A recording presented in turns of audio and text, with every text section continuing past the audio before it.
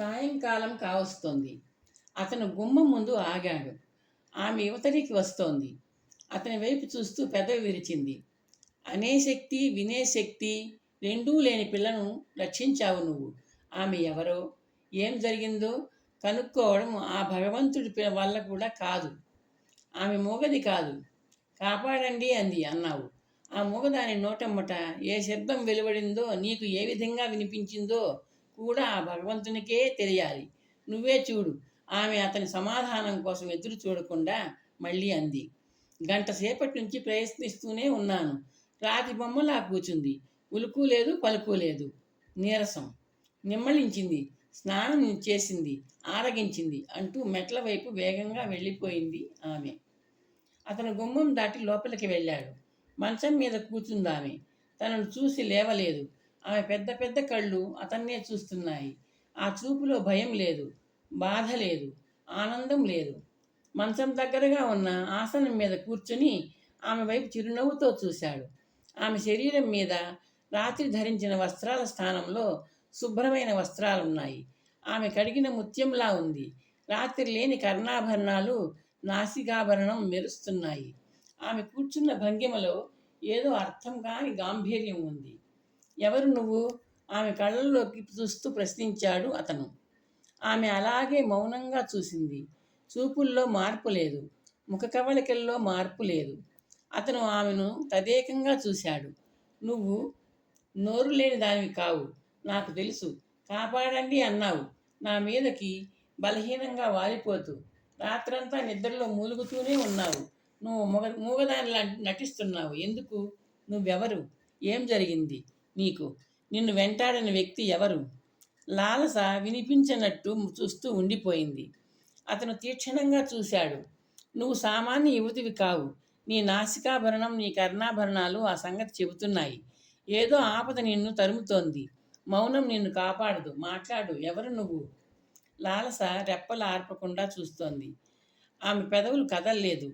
స్నానం చేసి వస్త్రాలు మార్చుకున్నప్పుడు తను దాచుకున్న ఆభరణాలు ధరించింది. అతను పైకి లేచాడు. వాతాయనం వైపు వెళ్ళాడు. పడమటి ఆకాశాన్ని అలంకరిస్తున్న సంధ్యారాగాన్ని కాసేపు చూస్తూ ఉండిపోయాడు. ఆమె మూగ బధిర యువతి కాదని క్షణంలో తెలిసిపోతుంది. తేల్చివేసే ఆయుధం తన దగ్గరుంది. అతను వెనుదిరిగి మంచం దగ్గరగా వచ్చాడు. తల కొద్దిగా వాల్చి ఆమెను చూశాడు. అతని ముఖంలో ఇప్పుడు చిరునవ్వు లేదు. నువ్వు అపరాధివని, చెర నుండి తప్పించుకుని పారిపోతున్నావని నిన్ను వెంటాడుతూ వచ్చిన అర్చకుడు చెప్పాడు. చెరసాల అనేది వ్యక్తుల అధీనంలో ఉండేది కాదు. అది పరిపాలించే ప్రభువు అధీనంలో ఉంటుంది. అపరాధుల్ని చెరలో బంధించే అధికారం రాజుదే. నువ్వు ఏదో అపరాధం చేశావని, చెర నుంచి తప్పించుకున్నావని నీ మౌనం, నీ నటన చెప్తున్నాయి. జాగ్రత్తగా విను. అపరాధికి ఆశ్రయం కల్పించడం నేరం, రాజద్రోహం. అది క్షమార్హం కాదు, శిక్షార్హం. నీ మూలంగా ఆ శిక్ష అనుభవించడానికి ఈ ఇంట్లో ఎవరూ సిద్ధంగా లేరు. నువ్వు మా గృహంలో ఉన్నట్టు చెరసాల అధికారులకు తెలియజేయడం మా కర్తవ్యం. పెదవి కదుపు, నోరు తెరువు, మాట్లాడు, నిజం చెప్పు. అదే నీకు చివరి అవకాశం. లాలస పెదవులు కొద్దిగా విచ్చుకున్నాయి. కనిపించని కదలిక అతని చూపుల నుండి తప్పించుకోలేకపోయింది. ఆమె మౌనం అతనికి విసుగు తెప్పిస్తోంది. నువ్వు అపరాధివని తేలిపోయింది. అధికారులకు అప్పగించే పౌరధర్మాన్ని నిర్వహించడం నా బాధ్యత. అంతవరకు నువ్వు ఇక్కడే ఉంటావు. ఈ గదే నీకు చెరసాల. అతను తీక్షణంగా చూసి గుమ్మం వైపు తిరిగాడు. చకచకా నడిచాడు. గుమ్మం దాటి తలుపు ముందుకు లాగి గొళ్ళెం బిగించాడు. లోపల నుంచి పరిగెడుతున్న అడుగుల చప్పుడు మెత్తగా వినిపిస్తోంది. మరుక్షణం తలుపు మీద చేతులతో బాదిన చప్పుడు. అతను సగర్వంగా చిరునవ్వు నవ్వుతూ గొళ్ళెం తీసి తలుపును లోపలికి తోశాడు. ఆమె అతని ఎదురుగా నిలుచుని ఉంది. ఆమె పెదవులు ఎర్రటి చిగురాకుల్లా అదురుతున్నాయి. నేను చెప్పిందంతా వినిపించినట్టుందే, అతను ఎగతాళిగా నవ్వుతూ అన్నాడు. లోపలికి రండి. లాలస కంఠం సన్నగా ధ్వనించింది. అతను గదిలోకి వెళ్ళాడు. ఆమె చూపులు అర్థం చేసుకుంటూ తలుపు మూశాడు. ఆమె మంచం వైపు నడుస్తోంది. అతని కళ్ళు ఆమె నడకను మెప్పుగా చూస్తున్నాయి. ఆమె నడకలో ఏదో ఠీవి ఉంది. ఆమె మంచం మీద కూర్చుంది. అతను ఆమె దగ్గరగా ఉన్న ఆసనం మీద కూర్చున్నాడు. మౌనంగా ఆమె ముఖంలోకి చూశాడు. ఆమె రెప్పలెత్తి అతన్ని చూసింది. ఇప్పుడు ఆమె కళ్ళల్లో ఏదో భయం, ఏదో అనుమానం దోబూచులాడుతున్నాయి. అంతా చెబుతాను. నన్ను నన్ను కాపాడుతారా? లాలస వణికే కంఠంతో అడిగింది. నువ్వు నువ్వు చెప్పేది నిజమైతే తప్పకుండా కాపాడుతాను. నువ్వు చెప్పేది ప్రతి అక్షరం సత్యం కావాలి. ఒక్క ముక్క అబద్ధమాడితే చెరసాలలో ఉంటావు. ముందుగా మూగదానిలా ఎందుకు నటించావో చెప్పు. భయంతో. సరే, ఇప్పుడు చెప్పు. నీ పేరు, నీ ఊరు, నీ కథ వివరంగా చెప్పు అన్నాడు అతను. నా పేరు లాలస. నేను నేను కామరూప సామ్రాజ్య యువరాణిని.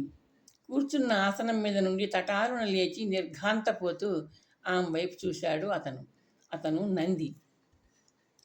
లాలస కథనం పూర్తిగా విన్న నంది మాటలు మర్చిపోయిన వాడిలా ఆమెనే చూస్తూ ఉండిపోయాడు.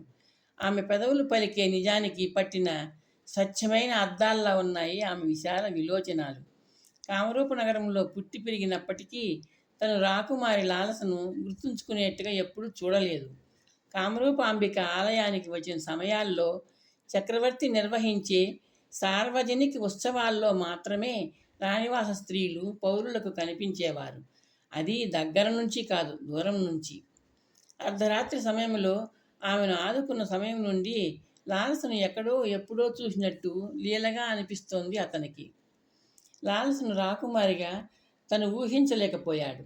స్వయంవరం నాడు కామరూప యువరాణి విచిత్రంగా అంతర్ధానమైందట అన్న వదంతి తన కళింగ రాజధానిలో వ్యాపించిన విషయం అపరంజి ద్వారా తను విన్నాడు. ఆ వదంతి తనకు ఆశ్చర్యాన్ని కలిగించింది. ఎందుకంటే అది అంతర్ధాన వార్త. కానీ ఇప్పుడు తెలిసిన సత్యం తనకు ఆశ్చర్యంతో పాటు ఆగ్రహాన్ని కలిగిస్తోంది. ఎందుకంటే ఇది అపహరణ వార్త. ఒక అబలను, నిస్సహాయురాలిని ఒక స్వార్థపరుడు అపహరించాడు. అది రాక్షస చర్య, పైశాచిక చర్య, సభ్య మానవులంతా నిందించాల్సిన నీచ చర్య.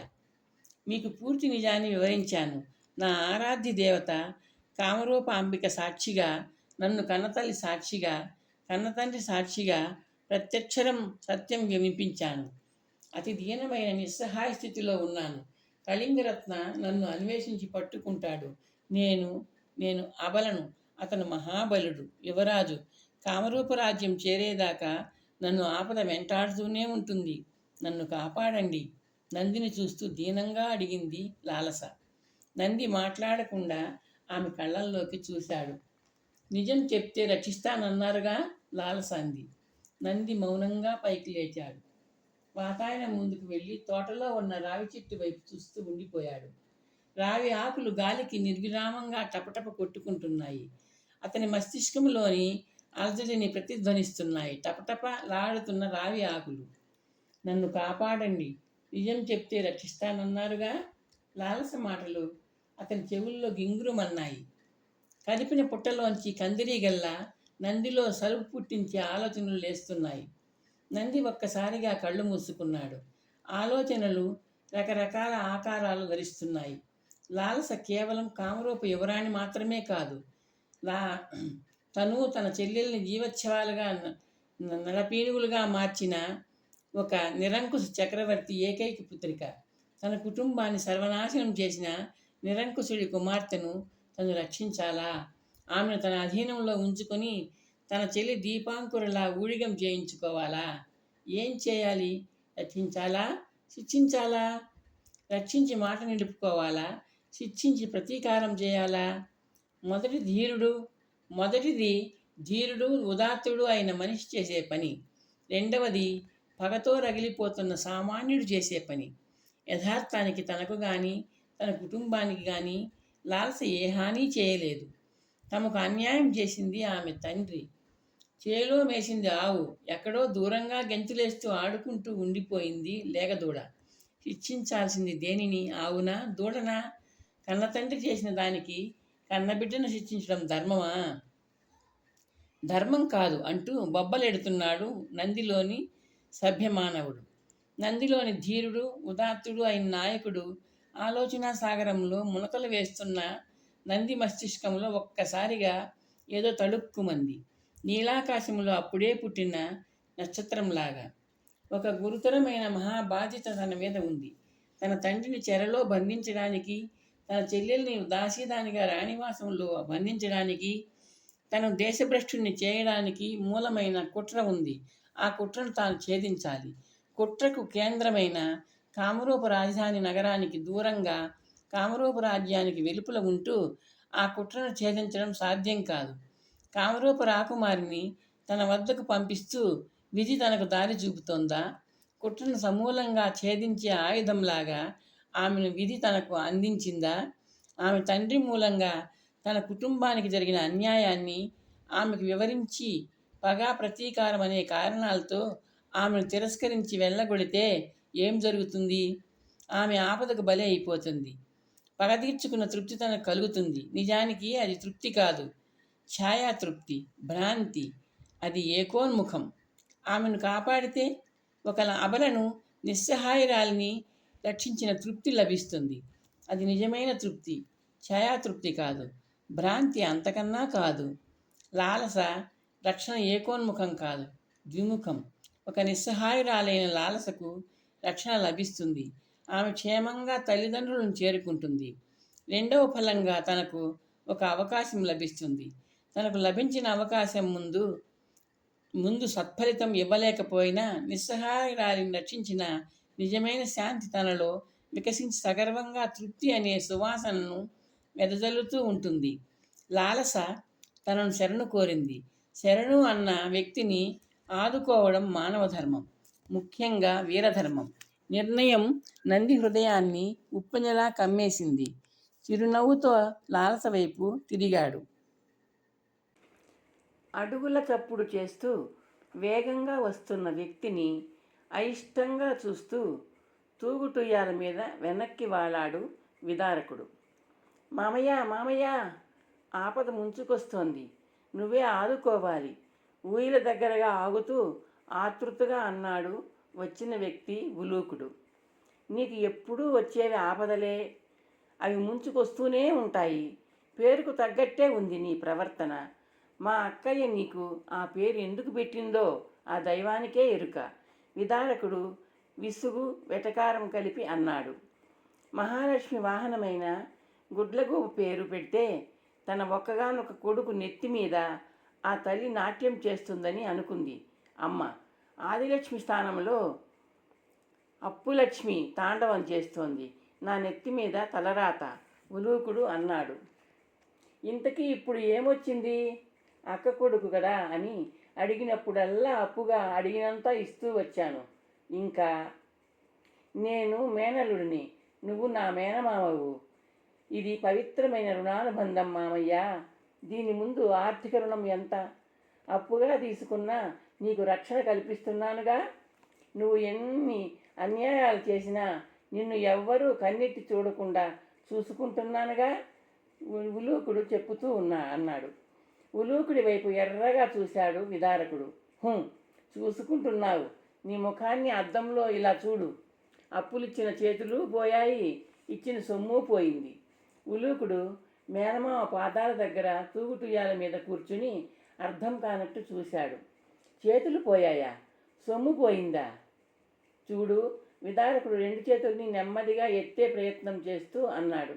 ఇప్పుడిప్పుడే ఈ మాత్రం కదపగలుగుతున్నాను.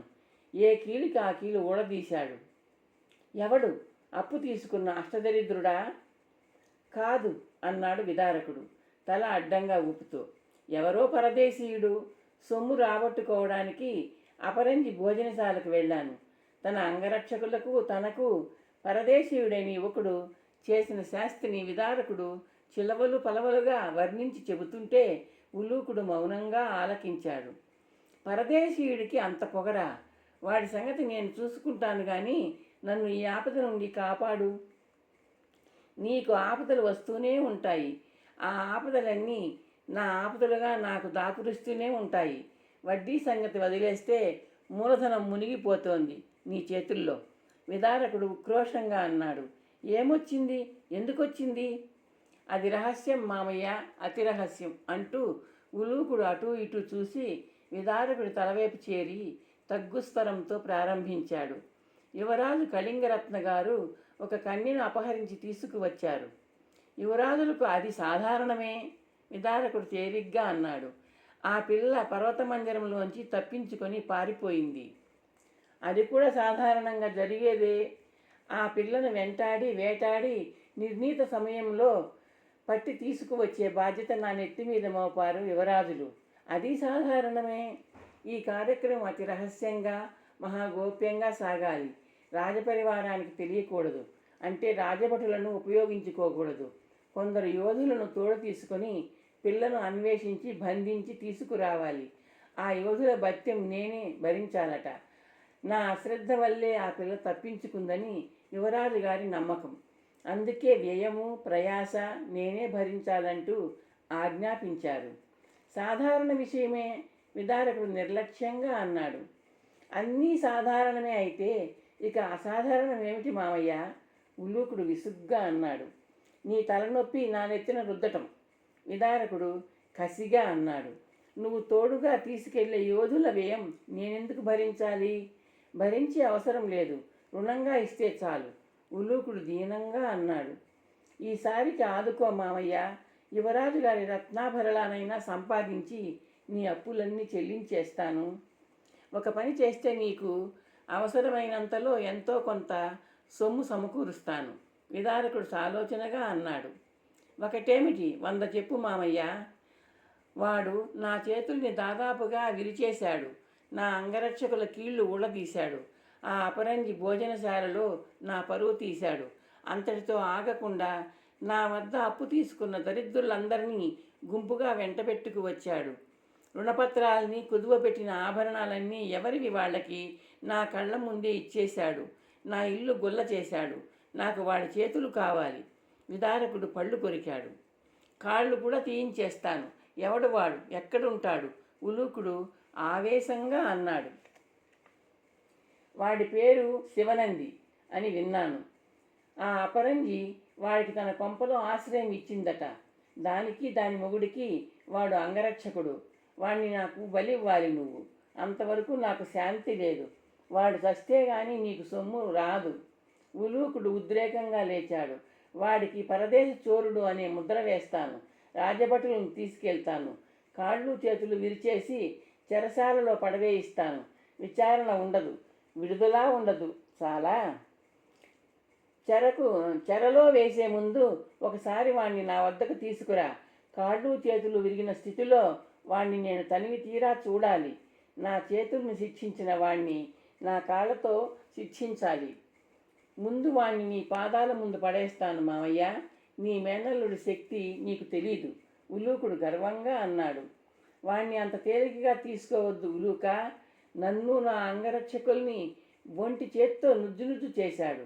10 మంది వీరాది వీరుల్ని తీసుకెళ్ళు. వాణ్ణి తీసుకురా. నీకు కావాల్సింది తీసుకెళ్ళు. ముల్లె సిద్ధంగా ఉంచు మామయ్య. వాణ్ణి నీకు మంచి ధరకు అమ్మేస్తాను. ఉలూకుడు గుమ్మం వైపు తిరిగాడు.